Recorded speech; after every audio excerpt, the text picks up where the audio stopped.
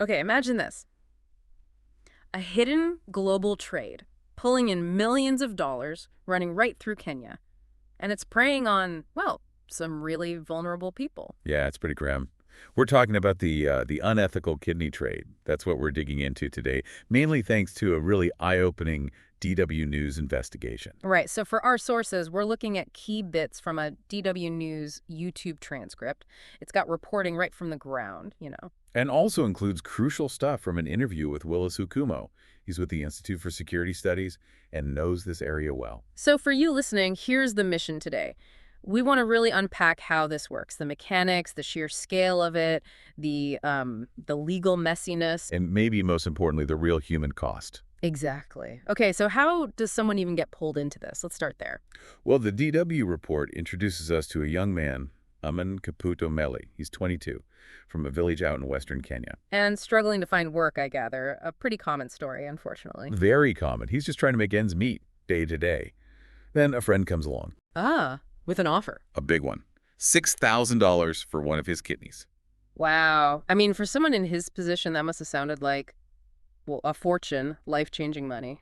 Absolutely. But here's where it gets really murky, really fast. How so? Ammon actually says, they didn't explain anything to me. No real information about the risks, the procedure, nothing. So no informed consent, basically. Not really. Instead, they just showed him other people who supposedly donated.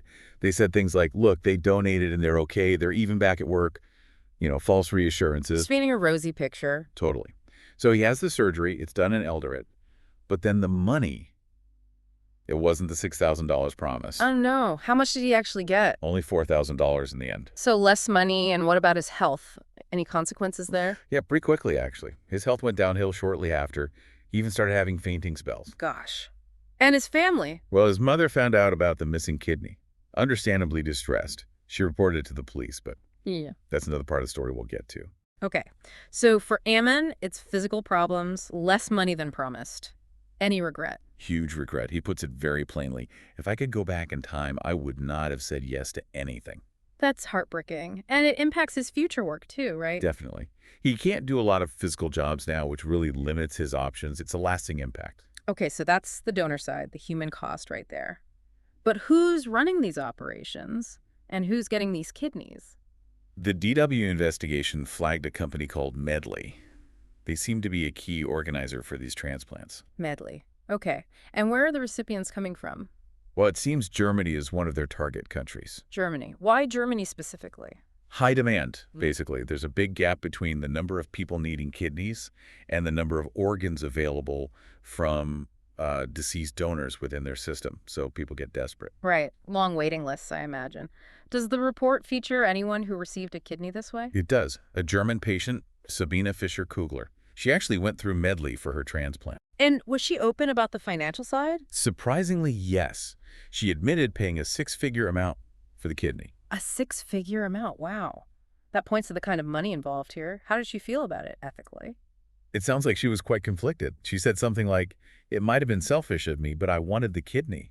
Understandable desperation, maybe? Perhaps. But she also added, it's clear to me that it's not quite right. It really highlights the difficult moral position patients can find themselves in. Yeah, a tough spot. Okay, so you have donors like Ammon, recipients like Sabina, and organizers like Medley. What about the system in Kenya itself? Is there any oversight? That's where things get really concerning. The DW report mentioned that the Kenyan Health Ministry actually did a fact-finding mission. Oh, they looked into it at one of the hospitals involved. Yes, after allegations surfaced. And what they found wasn't good. Like what? They found transplants happening even when the match between donor and recipient wasn't great. Poor matching, which increases rejection risk significantly. That sounds risky. Anything else? Yeah, also transplants in patients who are already high risk, like people with existing cancer. Situations where a transplant might be medically questionable anyway. Okay, so the ministry found problems. Did they do anything? Well, they wrote a report. Yeah. And the report specifically called for an official investigation. Right. Seems like the logical next step. You'd think so. But apparently the report just vanished. It seems like it was ignored. No follow-up action was taken. Seriously. Just ignored. Why would that happen? Well, the report touches on that too. The investigator who was initially looking into it in Eldoret apparently hit some Major roadblocks. Roadblocks? Like what kind? A source mentioned the investigator felt they were up against, and I'm quoting here, external forces being organized crime and possibly very powerful people. Organized crime, powerful people. That adds a whole other layer to this. Very concerning. Definitely raises questions about who might be protecting this trade. So what does Medley say about all this? The company organizing the transplants. Medley put out a formal response. They claim a very high success rate, like 98%, for their transplants. 98%. They say they regret individual cases where there's organ rejection, but they flat out deny any wrongdoing or unethical practices. And what about the donors? People like Ammon who clearly weren't donating out of pure goodwill. Medley insists very strongly that all their donors are 100% altruistic. 100% altruistic. That just doesn't square with Ammon's story at all, or the financial desperation we talked about. Exactly. It directly contradicts what researchers like Willis Okumo have found on the ground. Right. Let's talk about Okumo's research. He's from the Institute for Security Studies. What did he find about the scale of this? How many people are we talking about? His findings paint a very different picture from Medley's claims. Okumo estimates it's likely hundreds, if not more, young people selling their kidneys. Hundreds, just in Kenya. Particularly concentrated in Western Kenya. In fact, in just one small area he studied, he found around 100 individuals who had done this. 100 people in one small area alone. That's staggering. It suggests the overall number could be massive. Precisely. And it makes that 100% altruistic claim from Medley seem, well, questionable, to say the least. Okumo's work makes it clear. Money is the driving force for these young donors. Because they're vulnerable. Right. Extremely vulnerable. As Okumo points out, they're typically from poor families. They need the cash just to survive, basically. And do they even understand the long-term health risks of giving up a kidney? Often, no, not fully. They aren't given the complete picture, as we saw with Ammon. They might not realize the potential complications down the line. Which brings us to the legal side. How is this even allowed to happen? What does Kenyan law say about selling organs? Willis Okumo explained this part quite clearly. The existing Kenyan law on organ donation is quite specific. How so? It basically only allows for kidney donation in two situations, between family members or for scientific research. That's it. So donating to a stranger for money... The law just didn't foresee that scenario. It wasn't written with that possibility in mind. So it created a loophole, a legal gray area. Exactly what Okumo calls it, a gray area that these traffickers are exploiting. Meaning there's no specific law against selling a kidney? Pretty much.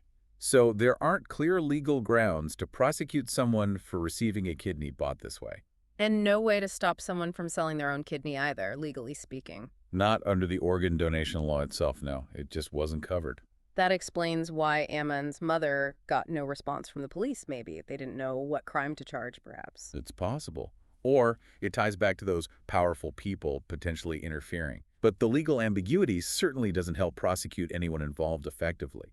You might think laws against, say, assault or fraud would apply. But proving coercion or the exact terms of the deal could be really difficult. Exactly. It's complex. And Willis Okumo also mentioned that for a long time, the authorities in Kenya just didn't seem to take the issue very seriously. It wasn't a priority. Apparently not. There was a lack of urgency for quite a while. But has that changed at all recently? Is anyone paying attention now? There are some signs of a shift, yeah. It seems quite recent, though. Okumo pointed out that the Medical Association in Kenya, the one dealing with kidney issues, actually put out a statement. What did the statement say?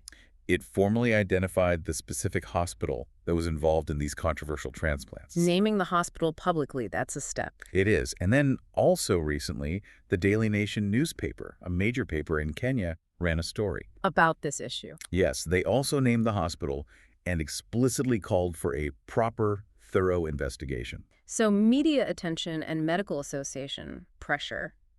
Maybe the government is starting to feel the heat.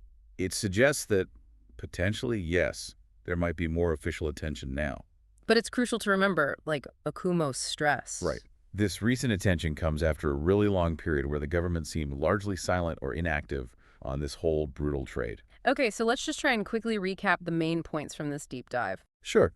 We've seen how vulnerable young Kenyans are targeted, often deceived about the risks and the payment into selling kidneys. Driven by poverty, really. And there are international networks involved, like Medley, connecting these donors with patients, often from wealthier countries like Germany.